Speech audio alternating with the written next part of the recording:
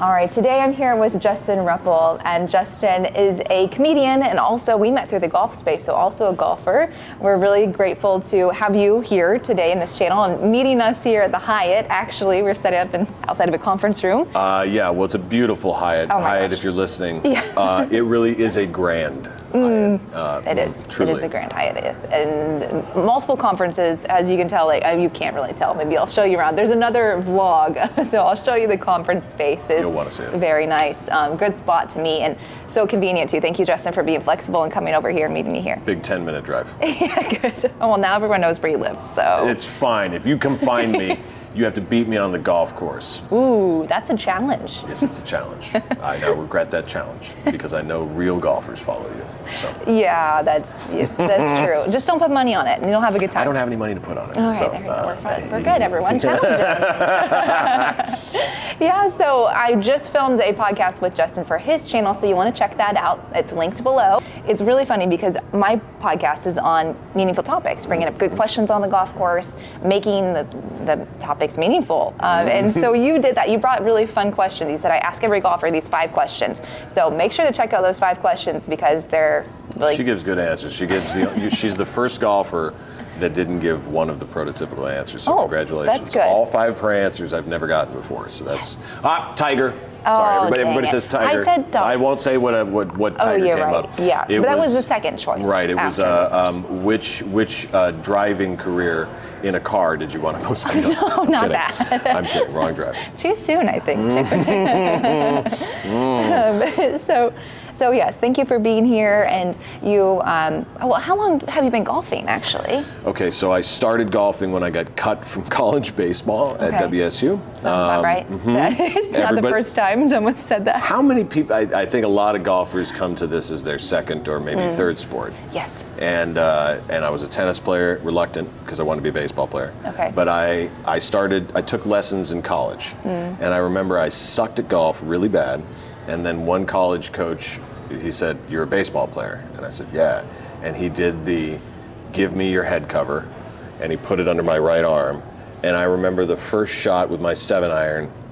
This was back then when I was bigger, was like 190 yards.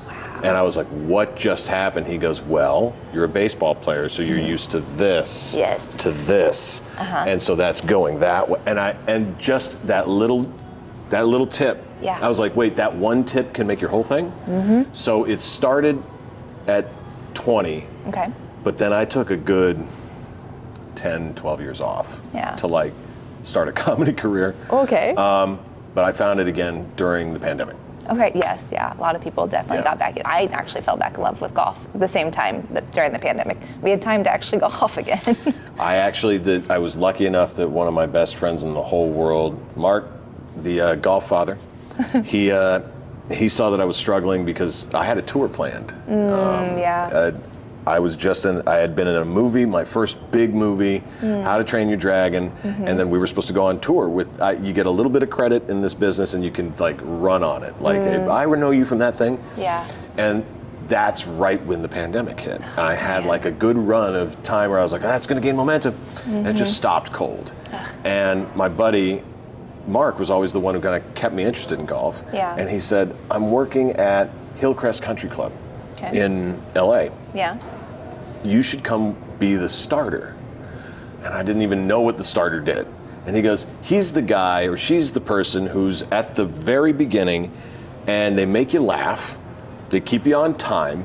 They say something a little bit in their face, you think the new club's gonna work? The last 6 didn't, And he goes, if we have a professional comedian at this country club, it would help. Yeah.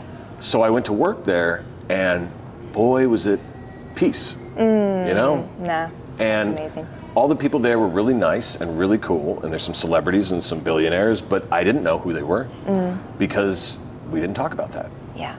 We just had golf.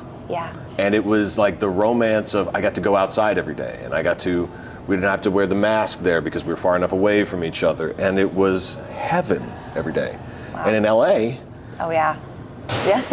Not a whole lot of that. Hard to find anything green that isn't marijuana. So it's like you're out there and you're like, they carved out this tiny little chunk of land in the middle of this concrete hell. And here, that's it. This is the only place. I mean, Altadena lost its course during the fire.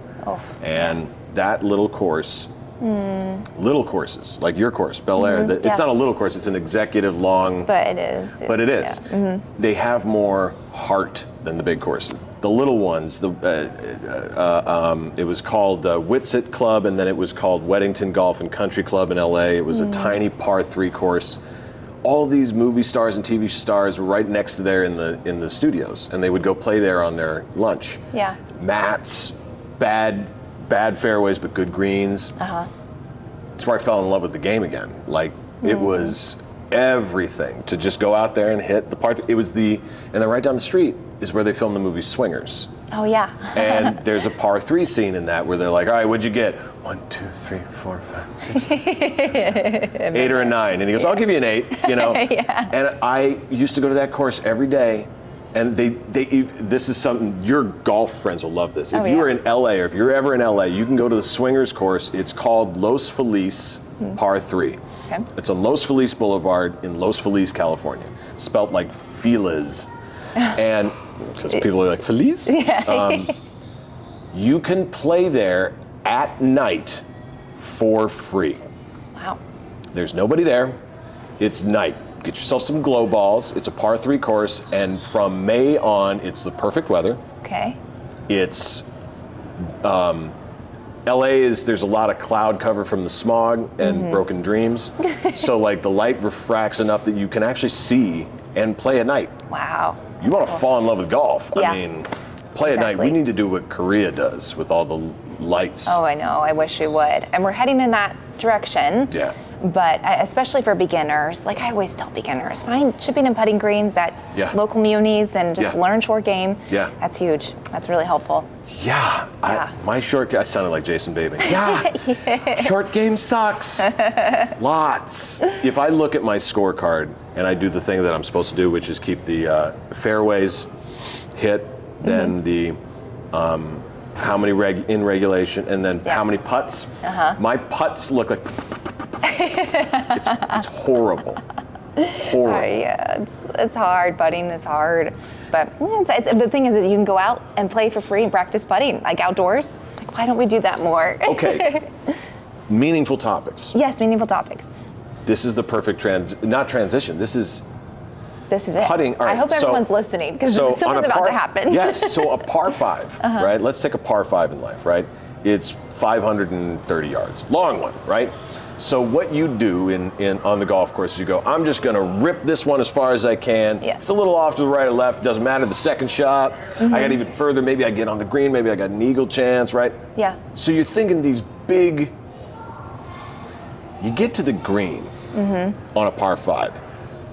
And what happens almost every amateur golf? What do? They just line it up and just and like 2 or 3 shots like that, gone. And your par is gone. It's on bogey territory, double bogey territory. In life, we all treat everything like a par 5. We all go, I got a big idea. I'm just going to swing from the hills, right? I'm going to get it most of the way down the course. Yeah. I'm going to buy the equipment to work out. I'm going to set up my garage like a painter. And then that's 270 yards. True. Then I'm going to buy all the stuff to put it in there. And I'm going to take the classes. That's all the way to the green. Yeah. Putting is, and then every day, I'm going to do the damn thing. Yeah, that's so true. And I find that this sport is like my tester for everybody I meet in business and life. When you get near the green in this sport or in life, and we're playing, not for money, because I don't like to play for money. If we play for pride, where I'm on video, if you get to the green and you go, all right, here we go. Yeah. Then you're going to be a person I can do business with, I can be in life with, and you miss it and you go, all right, hold on.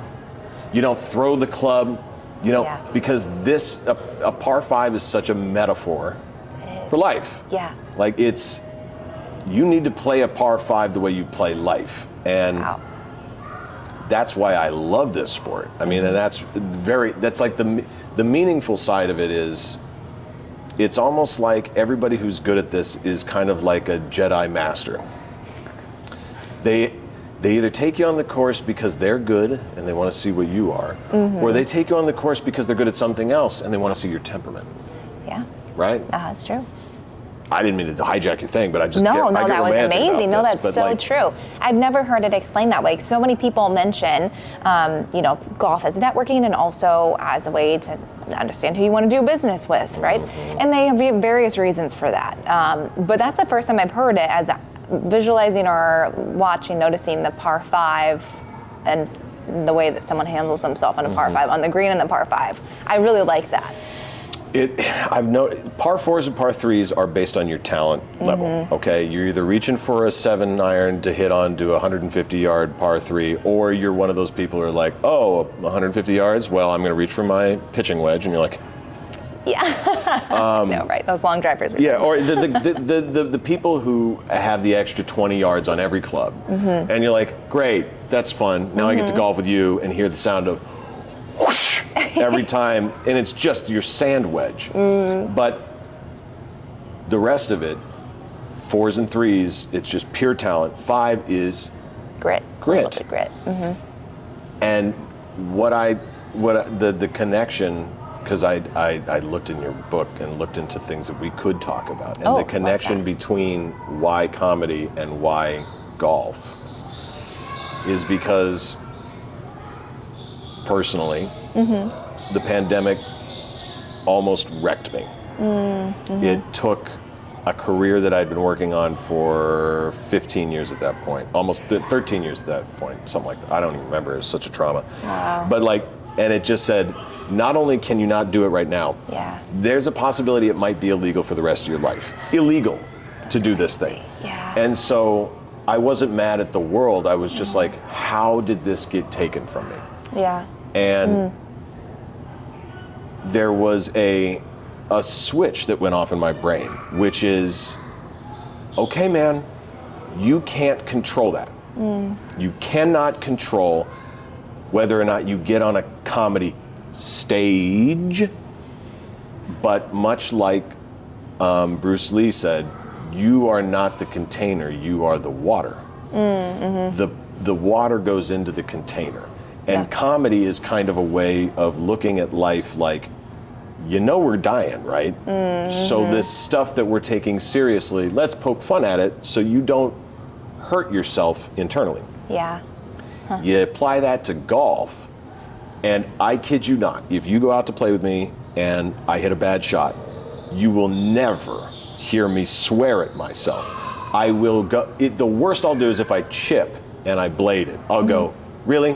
Yeah. Really? That's good. Like, did we blade this? Did we just blade this? I said not to do that. But I don't swear or throw my clubs. I swear in other parts of my life, but not there. Yeah. Because there, just like life, if I laugh at it, that wasn't supposed to happen. Yeah. I set up, that's stupid. If I laugh at it, laughter is proof that whatever you're facing is not a true threat. That's why they always say, laugh in the face of danger, laugh in the face of death. The way you can really upset somebody who's got your goat is to just sit and laugh in their face. Oh, yeah. So if you screw up and it goes far right, far left, you chunk it, you put your club into the sand, laugh hard. Hard, force the laugh. Know how ridiculous this is that you just did that, because you've done it 100,000 times and it didn't do that. Yes, that's huge. You've hit better balls more often than you've hit bad balls. And so if you have that in your mind and you laugh at it and you make fun of yourself, then your body goes, oh, that was a mistake. It's an outlier, throw it away. Yes. The reason I'm not great at golf, but I will beat most of my athletic friends. I'm a solid, I always shoot between an 82 and an 88. Always. Nice. Thank you. Yeah. Because I hit a lot of balls incorrectly and I laugh at where they go. And then my mantra, every time I hit a bad ball, I don't have a mantra when I go up to just hit a nice ball. I try to clear my mind. But if I hit a bad ball, I'm used to hitting a bad ball. I'm a comedian. I've made a lot of jokes that didn't work, a lot of crowds that didn't laugh. You hit it into a bad spot. I'm away from my friends, I'm away from the cart, I'm in the grass. Right before I hit, I say to myself, watch this. Just watch this. A little bit cocky, a little bit, I'm gonna do something cool here. Yeah. And because it's not dead in the fairway, and you're not supposed to do it well, my friends always go, it's junk ball Rupple. That's my name. Junk ball. I hit really well from really crappy positions. Through trees, in mud, out of the sand. I can hit a crap your club. I can hit left-handed clubs. It doesn't matter. Amazing, yeah. But if it's just an easy shot that's right in the middle of the fairway, Yeah. right? And I asked the question back to you because this is part of the thing in life, is that there are two types of people. And they both are necessary. There are the type of people who under no stress can just repeat. Repeat, repeat, repeat. As long as I can stay centered and focused. Repeat, repeat, repeat. And they get results over a long period of time. They stay good. Freddie Couples. Calm as a cucumber. So calm. Smooth as silk. Yes. He will be golfing until he's 90 on the pro tour, not that senior crap. I love you, Freddie. No offense, senior tour. No offense. Oh my God, they'll all whip me. That's one approach. And then there's another approach, which is the person who has no pressure on them. Their brain just, what's going on here? I don't know. The second all eyes are on them and the whole galley is looking and the intensity and the adrenaline get up to 100, quiet. They get quiet. They get focused. They get, this is my mom. That's me. The second part, the second person. Yeah, you're a performer. Right. Yeah. I'm trying to be more Freddie.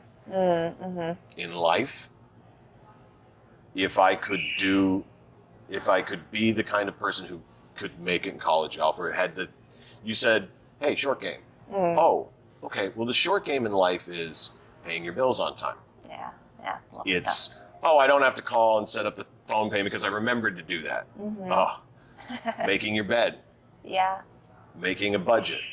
My short game in life sucks.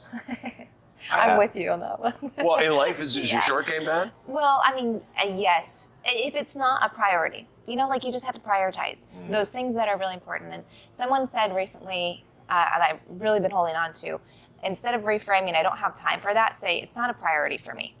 Because the little things, we say, I don't have time for it. Making the bed, it's silly, It's like, you don't really have time for it or whatever, running around, all the little things, I don't have time. It's adding to my list, I don't have time. But if you say it's not a priority to me, then it really puts it in perspective. Right. So I kind of let some of those things, not a priority, making the bed, I let it go. But, That's a really interesting way to put it, because other people will argue the opposite with me. I've heard it both ways, and I appreciate the people who say it the way that they're like, no, make the bed. Go up, do the dish, do the And I suffer from ADHD, and I only realized that at 38. And I was really bad in school until college. Yeah. College they let you pick your courses. And when I picked my courses, I felt like it was a game. And I didn't get that until later on when I took a test and my doctor came back and they were like, okay, so we measure this on how many of these questions lean towards these symptoms. Yeah. Your questions pinged the meter, which means I'm guessing you don't make schedules, you don't know how to budget your time, you don't know how to, but if you get passionate about something, you could sink 16 hours and not even take a breath for air, not even take a breath for food. And I'm like, yeah. And she goes, okay, well, we're going to have to do two things. We're going to have to talk to a therapist who can teach you some of these things, and low dose medication that will keep you, that part of your brain that talks to itself, focused. Golf is my constant reminder to right here, the thing right now. No, it's not the putt. It's not the putt. I mean, you can think the one shot, okay, I'm going to put it on the back corner of the green. But don't play the putt now. Right now, it's a pitching iron. You've still got to put there. When I mess up in life, I'm playing the putt before I play the pitching iron. Yeah. That's so true. Not being present. Yeah. Yeah. And it's the little, and so I'm really impressed in life and in golf with the people who have good short game. Mm-hmm. Because in a scramble, you pick me to drive. You pick me for long irons, right? Yeah, Yeah, exactly. You're tall. Well, you get the good. Yeah. I usually play the women's tees in scrambles. Pardon me. I know. Let's just stop calling Oh it my women's gosh! tees. I know. I'm going to cut that out. I didn't mean that. No. You know what I mean. said it because it's what men During put in scrambles, there. yes. The tee boxes as himself is just a way to equalize. So I mean, like labeling them as the female tees or ladies' tees is really just, I mean, for scrambles and events, I take advantage of it. I'm not going to lie. Sure. But it's, you set yourself up in the tee box where you're all going to end up at that second spot for your approach. That's what you should be doing, really. Do you think we could measure it by distance? Like, maybe if we said, hey, the new rule is based on how you hit your driver. Mm-hmm. If you hit your driver between 220 and 260, it's blue and back. Yeah, I think that would be smart. Right? Yeah. And then if you just come up and go, all right, I've got a driver rating. Maybe we just a driver rating. Now that's your tees. Because then the tees shouldn't change if it's a short par 4 or a par 3. Mm-hmm. I don't think there should be any tee difference there. Just make one tee on par 3s. Boom. Mm-hmm. It's a par 3. Grab a club. It's 150. Even if it's 200, still a par 3. Yeah. That's interesting. I like that It's perspective. interesting, yeah. Yeah. No, I mean, for me, golf is so relational, so I usually choose the same tee box as everyone else, so that way you can actually talk on the tee box, Me too. If more things in life were built off of, hey, just like wrestling, just like golf, we measure you coming in based on where you are in skill level, so we can watch a great competition. Mm-hmm. I don't have to call it a gender tee, because it's not. Mm-hmm. I have, pardon my French, had my ass kicked by more women than men. I beat most men. Mm-hmm. I do not beat most women. Mm. Because, sorry guys, you're head cases. You're head cases. Do you know how easy it is to manipulate a man on the golf course? Yeah. Here's a little trick. If you don't know this trick already. Compliment his ego after the best shot he's hit. Walk up to him and go, did you just strike that 280? Like that had 280 of carry. And he'll go, yeah. And I honestly, I don't see many people carry 280 on an average course. Yeah. You didn't do that on the first tee. What changed? If you say what changed to a person who has an ego issue, the process of underpinning every lesson they've ever taken will immediately happen. Mm-hmm. And I can do that to every man. If I ask a woman what changed, you know what she says? I don't know. Yeah, exactly. I don't know. That just happened. Warmed up, yeah. I was really impressed with it because she doesn't judge every single thing on a physical attribute of strength and dominance. And so they take everything as, that might be a fluke. That might, so the ego doesn't come in. Yeah. Yeah, and as I said earlier too, the flexibility, the grace, like when I do women's beginner golf clinics, I tell ladies, like tap into that. Like stop trying to fit this mold that you think a golfer should be, because it's not going to work for you, and embrace your grace, embrace like the flexibility you have, and they just do so much better. Breathe a little bit, be yourself. When people ask me for swing tips, and I don't give swing tips until someone asks, that's another thing that bothers me. Just don't give unsolicited advice, whoever you are. I don't care. Yeah, Tiger doesn't do it. He'll go, would you like me to change that? Like if he wants to, but that's it. Is when all my friends start golfing, I always go, do you remember Bob Hope? And they go, yeah, Bob Hope. And I was like, why do you bring him up? And I go, remember he used to come out and he used to talk to the audience and he'd do a golf swing with no club in his hands, right? He'd just go. It's true. Right? Yeah. Before it was cool to do that on social media. Yeah. Like he would just like do that swing. I was like, did you ever watch him play? That's how he swung. Like, no big deal. I watch you like, I've got that strangle in the club. It's like, it's like these tall, graceful people come out there and muscle screw it. Yeah. And I always say, Bob Hope hit the same way without the club that he did with the club. Do that from the start. Make the nice, sweet, poetic swing, Yeah, and everything gets better. it's true. And Swing smooth. yeah, but we in America specifically, and I'm not throwing us under the bus, but in America, I think our sports get a lot of more attention if they're violent and in your face and there's conflict. There's The Roman Empire, really. Had to bring it up. Spartacus. This sport, and the reason why it's only now just gaining steam in America, is because up until this point there was no conflict, right? Yeah. And the reason why we have a career in this now is because the conflict is we're out here with friends and we give each other crap and we make fun of each other and we do it to our faces, and each one of us represent a million people out there who are like, that guy's just like me or that girl's just like me, right? Whereas professional golfers, hard to relate to. They're millionaires. They grew up in probably most oftentimes, no offense to the Tony Finau's and so forth, they usually came from money. They came from a legacy of athletes that got them up to some point. And so it's very hard for us all to relate. However, the fat Jerry's and so forth, the you know, all these people, the speed golf Robs, they're making it, hey, that's me. That's me. Yeah. And, these guys are hovering around scratch because they're just playing a lot.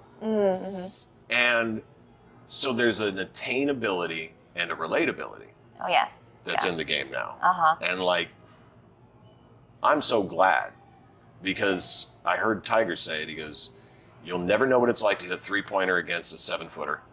You'll never know what it's like to catch a pass against a cornerback. You'll never know what it's like to score a goal from just outside, you know, the arc and, you know, come and do the slide in front of 100,000. But you know exactly what it's like if you're lucky to play TPC Sawgrass and hit 17. And if you stripe that ball 270 just the way I did, then guess what? You're Tiger Woods.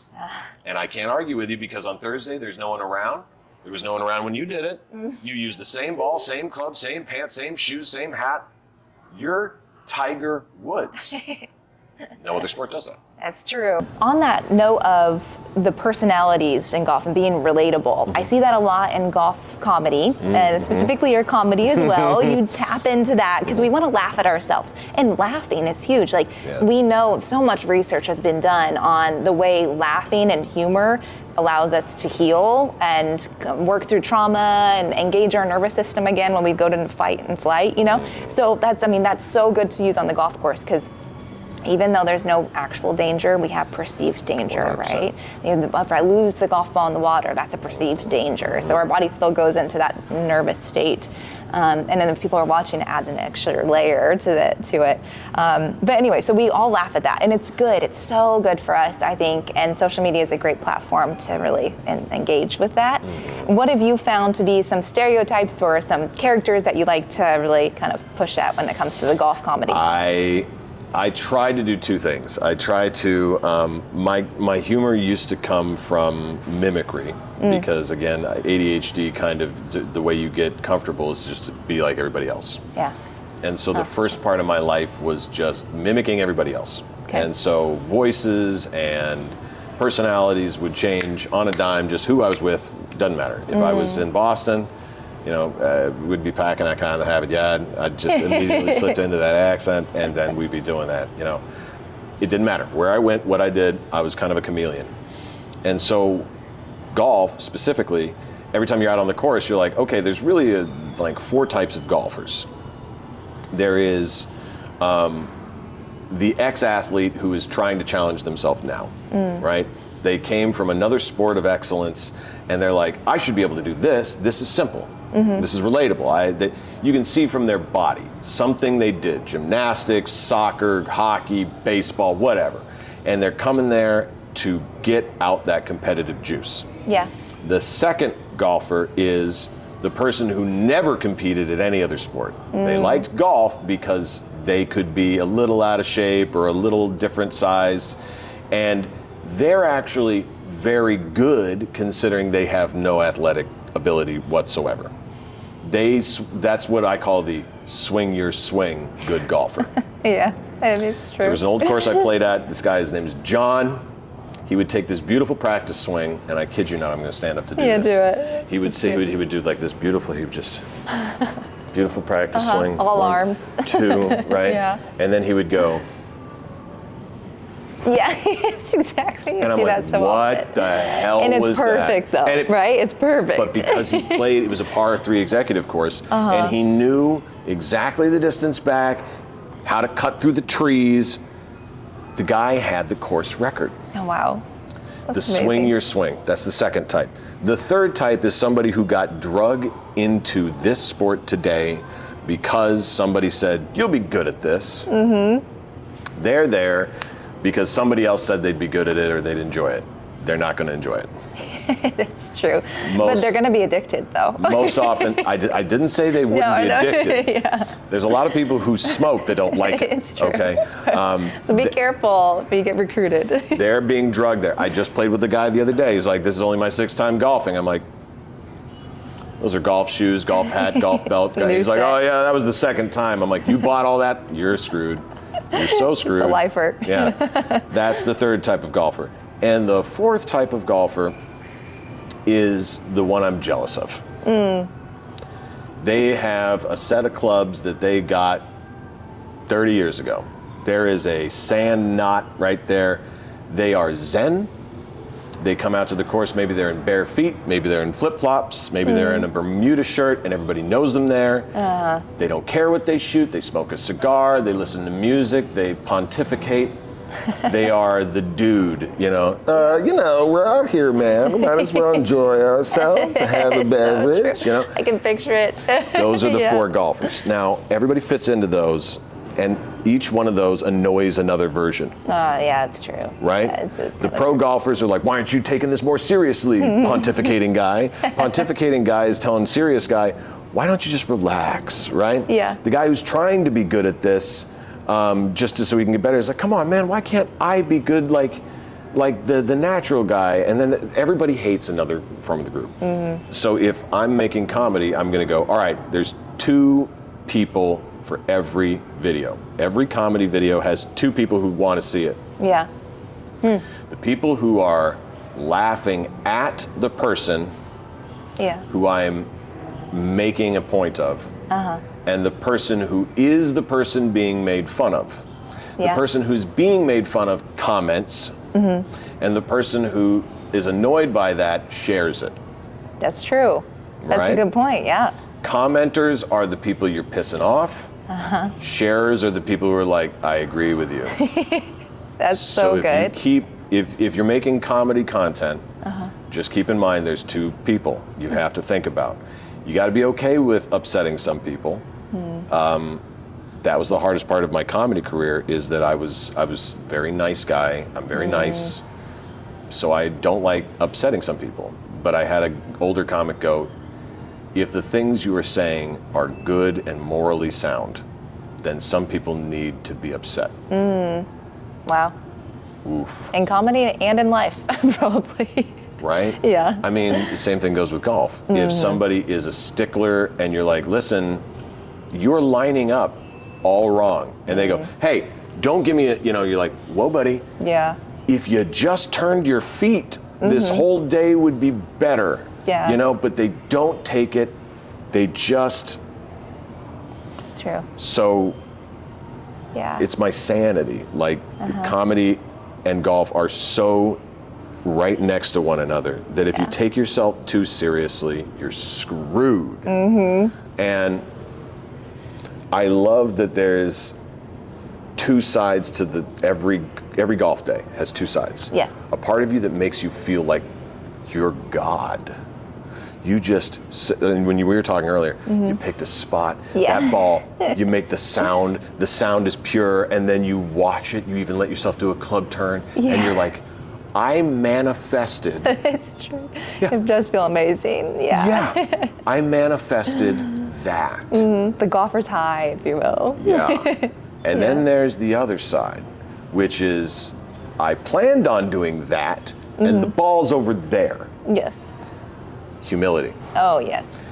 Huge. So the company that I get to work with, D. Hudson, when I told that kind of poetry to them, they're like, well, we need to come up with a line of golf apparel for somebody who says, look over here, but also, I know what's going on. Yeah, exactly. I am not great at this. I'm gonna laugh at myself, not at other people. And that's everybody has their thing that they laugh at. Like I'm making fun of this or making fun of that, titties on a shirt or something like that. I want the joke to be on me. Our first hat is a hat that is yellow with reflective hazard signs on it. Nice. Because I am a literal walking hazard. It's amazing.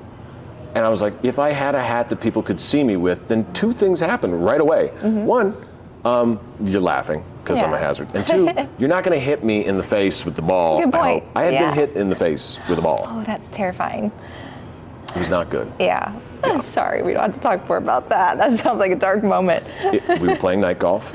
Oh, yeah. And I was picking up the balls, and my buddy hit a slice. And here's the great part, I had a microphone on, and I had cameras rolling. Oh, okay. So you hear my buddy go, so you hear the sound of it, and then you hear from my microphone, as I look up, I'm wearing glasses, the glass of the videotape, he looks up and you hear, and the sound of it hitting my face, and then go, help, help, help. No. It was so funny. I got to post. I really have to post. Yeah, you should repost it so I can see it again. Oh yeah. I'll look for that one. Well, go ahead. No, that's at the humility. Okay. There's always a moment of humility. No matter how good you are, you can still shank the ball or whatever. Like you said, you're as good as the pros, and sometimes the pros are as bad as you in some cases, which makes you feel really good. I know we could talk forever. I really love our conversations. Yeah. One last thing on your page. Like I said, I'm going to look up those videos of you getting hit with the golf ball. I'm sorry, but not to laugh, to share it. You need to laugh. To share. You need to laugh. Laugh Okay. at me. Laugh at my pain. Okay. But I also noticed that you are really good at doing impersonations. Thank you. And you actually share some tips on how to do impersonations. That's one thing I've never been good at, to where I avoid it completely. And so, in the spirit of trying to step out, try something new, and laugh at myself, can you teach me an impersonation? Okay. Absolutely. Okay. So, your natural speaking voice is where we start on impersonations. Okay. So, what movies do you love? What movies? Oh, comedies, like rom-coms. Yeah. So, like, do you like Bridesmaids? Do you like that movie? What is a movie what movie do you love where you can actually memorize a line? Oh, well, Monty Python, actually. The Holy Grail. All right. Yeah. It's a good one. Speaking of accents. I think I know every line from that movie. So good, right? Yeah. So, I'll teach you any scene you want, right? So we'll start with an easy impersonation. The easier impersonations are the ones that are really affectatious. There's a lot in there. Okay. For example, it's really easy for me to do Mike Rowe because my voice sounds exactly like his. So all I have to do is read like he does. So an easy impersonation is to figure out somebody who you already sound like, and then just listen to the musical sound of their voice. So for Mike Rowe, in order for me to do a Mike Rowe impression, I just change the pattern in which I speak. I don't, in fact, change my voice. I just do a different talk, right? Yeah, that's really good. And so but it's my natural voice. Yeah, okay. I'm going to teach you an affectation. Okay. So, we are the knights who say knee. Yes, okay, that's a good one. Right? Yeah. So when we hear the knights who say knee, we know two things. They are up like this. They are. They're up like this, right? Right? Yeah. So now the sound is going to be up in our throat. True. And when we think about that squeaky sound of the knights who say knee, they have a British accent, and it's a very foppish British accent. So so imagine yourself as like very proper, right? Very, very proper, right? Very proper sound, right? Proper. And we're declarative, right? So like long words. Yes. And right. Okay. So now we're up here, and Yes. because half of an impression is just getting your body like they are, right? Because you look at them and to do an impression, you're just like, how do I do a really well impression? You gotta look like them. Yeah, that's so true. Get yourself up there and go, up, up, Up, Now longer, huh? Now take your throat and close up. From this sound, to Yeah. Yeah. All right, good. That's it. Now, go. We are. We are. We are. We are. The knights. The knights. Who say. Or say. Me. Me. All right. So here's now. So when you watch back, listen to this. Go. Do this little trick. Ah. Ah. Ah. Ah. Ah. So you hear that? Plug the back of your nose. Okay. Ah. Okay. Now, we are. We are. We are. We are. The knights. The knights. Who say. Or say. Me. Me. You shall find the largest tree in the forest. In the forest. And cut it down with a herring. Herring. Right. Okay. So there's 3 steps. Okay. First step is get your body like them. Okay. Figure out what they're doing. Yes. What their face, right? Yeah. And you automatically kind of sound like it if you do that, right? My face and sound. Not even doing the voice. Yeah. Second thing. What's the musical sound of their voice? The way the knights who say ni. Even if I'm not doing the voice, I sound like them. Then the third thing is, where are they from? Britain. A British accent. Now, combine it all together with weird noises and mouth. We are the knights who say, icky, icky, icky, icky, free. Right? Yeah. Well, that was so good. We would like a shrubbery, right? Yeah. But also, biggest tip, Okay. don't worry. Oh, You're going to look stupid. Yeah, regardless.